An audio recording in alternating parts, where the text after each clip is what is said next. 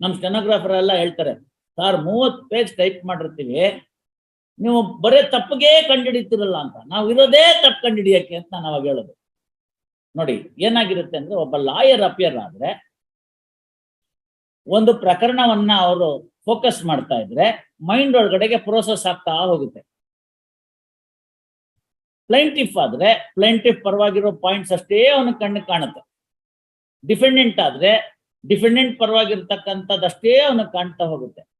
whereas for a judge he looks into the both the sides like an umpire. Balu ಪ್ಯಾಡ್ಗೆ ಎಲ್ಲೇ ತೆಗೆದ್ರು LBWನೇ bowler angle ಇಂದ, ಆಯ್ತಲ್ಲ. Batsman angle ಇಂದ height, ಅದೆಲ್ ಬಿತ್ತು, ಯಾವಾಗ ಬರ್ತಿತ್ತು, ಎಡಗಡೆಗೆ ಹೋಗ್ತಿತ್ತ, ಮೇಲಕ್ಕೆ ಹೋಗ್ತಿತ್ತ, ಬ್ಯಾಟಿಗೆ ಟಚ್ ಆಗ್ಬಿಡ್ತಾ, ಇದೆಲ್ಲ ನೋಡ್ತಾನೆ. ಎಷ್ಟು ಸಂದರ್ಭದಲ್ಲಿ ಈ third umpire, neutral umpire watch ಇದಿರುತ್ತಲ್ಲ, ಇಂಥದ್ದು ಟಿವಿ ಅಂಪೈರ್ ಇಲ್ಲದೆ ಇದ್ದಾಗ ಎಷ್ಟು ಜನ ಸೋತೋಗ್ಬಿಟ್ಟಿದ್ದಾರೆ. ನಮಗೆ ನೆನಪಿರ್ಬೋದು, ಸುನಿಲ್ ಗವಾಸ್ಕರ್ ಅವರು ಒಂದು ಆಟ ಆಡ್ತಿದ್ದ ಕಾಲದಲ್ಲಿ ಥರ್ಡ್ ಅಂಪೈರ್ ಅವೆಲ್ಲ ಏನು ಇರ್ತಿರ್ಲಿಲ್ಲ, ಗೊತ್ತಾಯ್ತಲ್ಲ. ಅವಾಗ ಏನಾದ್ರು ಮೈಗಿಗೆ ಎಲ್ಲಾರು ತಗಲ್ಬಿಡ್ತು ಅಂತಂದ್ರೆ ಅವ್ರು ಹಿಂಗೆಲ್ಲ ಕೈ ಹಿಂಗ್ ಗುಜ್ಕೊಳಕ್ ಶುರು ಮಾಡೋದು, to mislead the umpire. So it touched ear ಅಂತ, not the bat. There is a sound. ಆ ಕಿವಿ ಎಷ್ಟು ಚುಟ್ಕಾಗಿರ್ತಿತ್ತು ಅಂತ ಅವ್ರಿಗೆ, ಬ್ಯಾಟ್ಗೆ ತಗಲಿದ್ರೆ ಬಾಲು ಬರುವಂತ ಶಬ್ದ ಬೇರೆ, ಆಯ್ತಲ್ಲ. ಅದು ಫಸ್ಟ್ಗೆ ಗೊತ್ತಾಗೋದು ಇಬ್ಬರಿಗೆನೆ, ಒಂದು ಬ್ಯಾಟ್ಸ್ಮನ್ಗೆ, ಮತ್ತೊಂದು wicket keeper. Because they are in the close proximity. If is a spin bowler, forward shot ಲೆಗ್ಗೋ ಬ್ಯಾಕ್ವರ್ಡ್ ಶಾಟ್ ಲೆಗ್ಗೋ ಕೇಳಿಸು.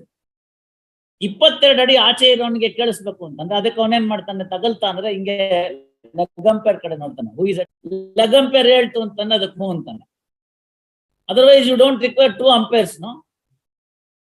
ಇವರಿಬ್ರು ಸಾಲದಾಯ್ತು. ಈಗ ಥರ್ಡ್ ಅಂಪೈರ್ ಆಯ್ತು, ಆಮೇಲೆ ಮ್ಯಾಚ್ ರೆಫ್ರಿ ಅಂತ ಆಯ್ತು, ಗಲಾಟೆ ಮಾಡಿದ್ರೆ. How many umpires you want? So ಒಬ್ಬ ಲಾಯರ್ ದೃಷ್ಟಿಯಿಂದ ಅವನೊಬ್ಬ ಕಕ್ಷಿಗಾರನ ಹಿಡ್ಕೊಂಡ್ರೆ ಅದಷ್ಟೇ ಅವನಿಗೆ ಕಾಣ್ತಿರುತ್ತೆ, ಮಿಕ್ಕಿದ್ ಕಾಣೋದಿಲ್ಲ. ನಮ್ಮ ಸ್ಟೆನೋಗ್ರಾಫರ್ ಎಲ್ಲ ಹೇಳ್ತಾರೆ, ಸರ್ 30 ಪೇಜ್ ಟೈಪ್ ಮಾಡಿರ್ತೀವಿ, ನೀವು ಬರೀ ತಪ್ಪಿಗೆ ಕಂಡುಹಿಡಿತಿರಲ್ಲ ಅಂತ. ನಾವು ಇರೋದೇ ತಪ್ಪು ಕಂಡುಹಿಡಿಯಕ್ಕೆ ಅಂತ ನಾನು ಅವಾಗ ಹೇಳೋದು. I will also be going through. ಅದಕ್ಕೆ ರಿಪೋರ್ಟೆಡ್ ಜಡ್ಜ್ಮೆಂಟ್ಸ್ ಅವೆಲ್ಲ ಆದ್ರೆ ನಾನು ಅವ್ರ ಡಿಕ್ಟೇಷನ್ ಕೊಟ್ಟಿದ್ರೆ ನಾವಿಬ್ರು ಬಿಟ್ಟು 3ನೇ ಅವ್ರ ಹತ್ರ ಓದು ಅಂತೀನಿ. ಯಾಕೆಂದ್ರೆ ನನ್ನ ಆಂಗಲ್ ಇಂದ ಅದು ಕರೆಕ್ಟ್ ಆಗೇ ಇರುತ್ತೆ. ಯಾವಾಗ್ಲೂ ಟೈಪ್ ಮಾಡಿದವ್ರ ಆಂಗಲ್ ಇಂದ ಅದು ಕರೆಕ್ಟ್ ಆಗೇ ಇರುತ್ತೆ. 3ನೇ ಅವ್ರು ಓದಿದಾಗ ಇನ್ನೊಂದಷ್ಟು ತಪ್ಪು ಸಿಕ್ಕುತ್ತೆ, ಕರೆಕ್ಷನ್ ಮಾಡಿರೋದ್ರಲ್ಲಿ. ರಿಪೋರ್ಟ್ಗೆ ಹೋಗುವಾಗ ಇಂಗ್ಲಿಷ್ ಕರೆಕ್ಷನ್ಸ್ ಇರ್ಬೋದು, ಪದ ನಾಟ್ ಅನ್ನೋದು ಬಿಟ್ಟು ಹೋಗಿರ್ಬೋದು. ನಮ್ಗೆ ಅದು ನಾಟ್ ಅಂತ ಓದಿಸ್ತಾ ಇರುತ್ತೆ, ಮೈಂಡು ನಾಟ್ ಅಂತ ಓದಿಸ್ತಾ ಇರುತ್ತೆ, ಬಟ್ ನಾಟ್ ಇರೋದಿಲ್ಲ ಅದು. ಯಾಕೆಂದ್ರೆ ನಾವು ಅನ್ಕೊಳ್ಳುವಾಗ ನಮ್ಗೆ ಹಂಗೆ ಅನ್ಕೊಂಡ್ಬಿಟ್ಟಿರ್ತೀವಿ. ಇದು ಆ ಜಡ್ಜಿನ ದೃಷ್ಟಿಕೋನದಿಂದ ಹಂಗಿರುತ್ತೆ. ಸೊ ಹಾಗಾಗಿ ತಾವುಗಳೆಲ್ಲ ಹೇಳೋದು ರಿವ್ಯೂ ತಪ್ಪು ಅಂತ ನಾನು ಹೇಳಲ್ಲ. ವಾಪಸ್ ಜಡ್ಜ್ಮೆಂಟ್ ಬಂದಾದ್ಮೇಲೆ ಅದನ್ನ ಓದಿದಾಗ ನಿಮ್ಗೆ ಅನ್ಸುತ್ತೆ, ಹೌದಲ್ವಾ ನಾನು ಇದನ್ನ ಹೇಳಲೇ ಇಲ್ವಲ್ಲ. ಅವಾಗ ಕೂತ್ಕೊಂಡ್ಬಿಟ್ಟು ಇದಕ್ಕೇನಾದ್ರು ಉತ್ತರ ಇದೆಯಾ ಅಂತ ಇನ್ನೊಂದ್ಸತಿ ರೆಕಾರ್ಡ್ ನೋಡಿ ರಿವ್ಯೂ ರೆಡಿ ಮಾಡೋದು. ಸಪ್ಲಿಮೆಂಟರಿ ಚಾನ್ಸ್ ಅಲ್ಲ, ಪ್ಲಗಿಂಗ್ ದಿ ಲೂಪ್ ಅಲ್ಲ. ಅದಕ್ಕೆ ಇನ್ನೊಂದು ಹಂತ ಇದೆ, ಅಪೀಲ್ ಹಂತ. ಅದು ಮಾಡ್ಲಿ, ಬೇಡ ಅಂತಂದವ್ರು ಯಾರು? C, this is not be all and end all. ಇದು ಒಂದು ಮಹತ್ವವಾದಂತಹ ಒಂದು ಸಾಕ್ಷಿ. ಆಗ ಸಿಗದಲ್ನೆ ಈಗ ಸಿಕ್ಕಿದ್ದು ಅದು ಇಡೀ ಪ್ರಕರಣದ ಮೇಲೆ ಸಂಪೂರ್ಣ ಬೆಳಕನ್ನು ಚೆಲ್ಲಿ ಆ ನಂತರ ಆ ಪ್ರಕರಣದ ನಿರ್ಧಾರ, ತೀರ್ಪು ಏನಾಗಿರುತ್ತೆ ಅದಕ್ಕೆ ಬದಲಾವಣೆ ಉಂಟು ಮಾಡ್ತಕ್ಕಂಥದ್ದಾಗಿದ್ದು ಹಾಗಿರ್ಬೇಕು ಅಂತ. ಅಥವಾ 3ನೇದು ಫ್ಯಾಕ್ಚುಯಲ್ಲೋ ಅಥವಾ ಲೀಗಲ್ ಎರರೋ ಅಥವಾ ಚೇಂಜ್ ಆಫ್ ಪೊಸಿಷನ್ ಆಫ್ ಲಾನೋ ಇವೆಲ್ಲನಾರು ಆಗಿದ್ರೆ ಕನ್ಸಿಡರ್ ಮಾಡಿ ಅಂತ 3 ಕಂಡೀಷನ್ಸ್ ಹೇಳಿದ್ದಾರೆ ಆರ್ಡರ್ 47 ಅಲ್ಲೇ. ಅದಿಲ್ಲದೆ ಹೋದ್ರೆ ರಿವ್ಯೂಗೆ ಸ್ಕೋಪ್ ಇಲ್ಲ ಅಂತ. That's what the cricket board decision also says. Order 47 is a procedure and 114 is the substantive section which gives the scope for review. That is the only thing. So scope is not wide as your friend put it in the other case. Scope is limited. ಪಾಪ ಹೇಳಿದ್ರು ನಾವು ಇಲ್ಲ ಅಂತ ಹೇಳಬಾರ್ದು. Scope wide ಆಗ್ಬಿಟ್ರೆ then it becomes another appeal. ಮೇಲ್ನೋಟಕ್ಕೆ ಒಬ್ರು ಒಂದು ತೀರ್ಪು ಕೊಟ್ಟಿದ್ದಾರೆ, ಅದರ ಅಸಮಾಧಾನ ಇದ್ರೆ ಮತ್ತೊಂದು ಹಂತದಲ್ಲಿ ಏನೋ ಒಂದು ಮಾಡೋದಕ್ಕೆ ಅವಕಾಶ ಇದೆ.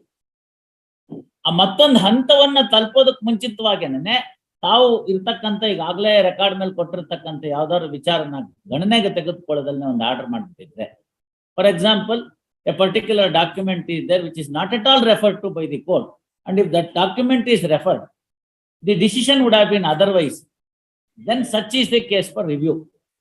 ಎಲ್ಲ ಹೋದ್ರೆ ರಿವ್ಯೂ ಅನ್ನೋದಕ್ಕೆ ಅರ್ಥನೇ ಇರೋದಿಲ್ಲ. And you know, the review jurisdiction in the apex court is not done in the open court. It is done in the chambers. So there is no argument there. You have to put your papers and be done away with it. ನಾವಿಲ್ಲಿ ಒಂದು ಅವಕಾಶ ಕೊಡ್ತಾ ಇದೀವಿ, high court ಏನೋ ಅವರೆಲ್ಲ ಕಕ್ಷಿಗಾರರು ಪಕ್ಷಿಗಾರರು ಬಂದಿರ್ತಾರೆ, ಹೇಳಿರ್ತಾರೆ, ಒಂದು ಅವಕಾಶ ಕೊಡೋಣ, ಇಬ್ಬರನ್ನು ಕೇಳೋಣ.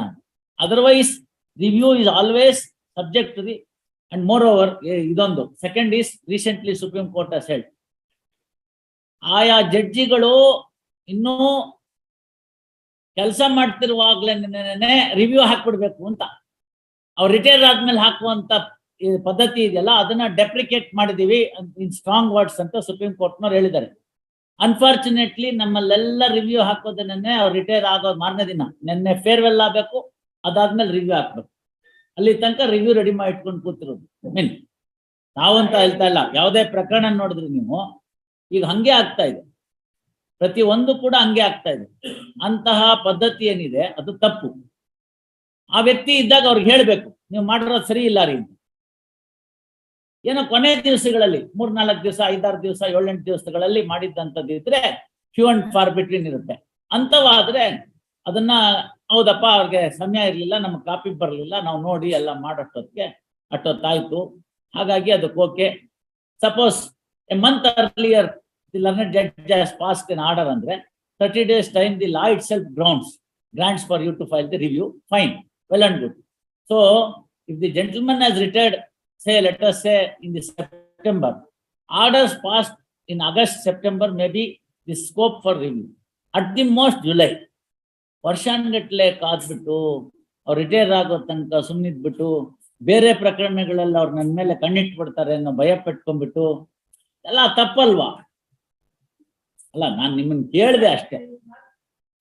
ಆದ್ರಿಂದ ಈ ಈ ಈ ಪದ್ಧತಿ ನಿಲ್ಲಿಸ್ಬಿಡ್ಬೇಕು ಅಂತ ಸುಪ್ರೀಂ ಕೋರ್ಟ್ ಅವ್ರು ಹೇಳಿದ್ದಾರೆ. ಸಾಧಾರಣವಾಗಿ ಯಾವಾಗ ಆ ಸಾಹೇಬ್ರು ಇರ್ತಾರೋ ಅವ್ರ ಮುಂದೆನೆ ರಿವ್ಯೂ ತರ್ತಕ್ಕಂಥದ್ದು ಸೂಕ್ತ. ಯಾಕೆ ಅಂತ ಹೇಳಿದ್ರೆ, what exactly that transpired in the court, that judge will be aware of it and he can recollect and pass order. Now if there is no bar that subsequent judge should review the matter. ಇವಾಗ division bench matters ಇರುತ್ತೆ, ತಾವು ನೋಡ್ತಾ ಇರ್ತೀವಿ. I have been part of review bench in 2 or 3 combinations with justice Sharma ಅವ್ರ ಜೊತೆ ಕೂತ್ಕೊಂಡು ಮಾಡಿದ್ದು. One was with Justice Veerappa, one was with Justice Dinesh Kumar, yet another was with Justice Sujata Madam. ನಾನು ಹೇಳೋದು, ನಾನು ಪಾರ್ಟ್ ಆಫ್ ದಟ್ ಜಡ್ಜ್ಮೆಂಟ್ ತಾನೆ, ನಾನೊಬ್ಬನ ಇರಲೇಬೇಕು, ಇದೀನಿ, ವೆಲ್ ಅಂಡ್ ಗುಡ್. ಆ ಮಿಕ್ಕಿದ್ದನ್ನ 3 ಜನಕ್ಕೆ ಯಾಕೆ ಹಾಕೋಬೇಕು? ಎಲ್ಲರೂ ಒಬ್ಬರ ಮುಂದೆ ಕೊಡಿ, ನಾನು ಅವತ್ತೇನ್ ನಡೀತು ಅಂತ ಸೀನಿಯರ್ ಜಡ್ಜಿಗೆ ಹೇಳ್ತೀನಿ, ಅದ್ ನೋಡ್ಕೊಂಡ್ಮೇಲೆ ಮುಗಿದೋಯ್ತು. ಇಲ್ಲ ಸರ್ ಇದ್ರಲ್ಲಿ ಹಿಂಗಾಗಿದೆ ಅಂತ, ಏನೋ ಮಿಸ್ಟೇಕ್ಸ್ ಆಗಿರ್ಬೋದು, ನಾ ಇಲ್ಲ ಅಂತ ಹೇಳ್ತಾರೆ. ಸಣ್ಣ ಪುಟ್ಟ ಅನೆಕ್ಷರ್ ನಂಬರು ಮತ್ತೊಂದು ಏನೋ ಬರುವಾಗ ಸಣ್ಣ ಪುಟ್ಟ ತಪ್ಪಾಗಿರ್ಬೋದು, ಅದನ್ನ ಸರಿಪಡಿಸು ಅಂತ ಹೇಳಿದ್ದಾರೆ. ಅಷ್ಟೇ ಹೊರತು review is not A supplementary examination. This should be the one must think out. 1 ವಾರ ಕೊಡ್ತೀನಿ, ತಾವು ನೋಡಿ ಅದೇನಿದೆ ಮೆಟೀರಿಯಲ್ಸು. ನನ್ನ ಅಭಿಪ್ರಾಯದಲ್ಲಿ ಸ್ಕೋಪ್ ಆಫ್ ರಿವ್ಯೂ ನೀವೇ ಹೇಳ್ಬಿಟ್ಟಿರೋದ್ರಿಂದ ಈ ಪ್ರಕರಣದಲ್ಲಿ ಇಂಟರ್ಫಿಯರೆನ್ಸ್ ಕಡಿಮೆ. All right, Shri DL Jagdish Learned, Senior Counsel, submits that the matter has been entrusted to him today. Yesterday, post. Therefore, he seeks a short accommodation to address the arguments. Counsel for the respondent opposes the adjournment. In the interest of justice, respondent number 5 opposes the adjournment. In the interest of justice, release this matter on 28/9.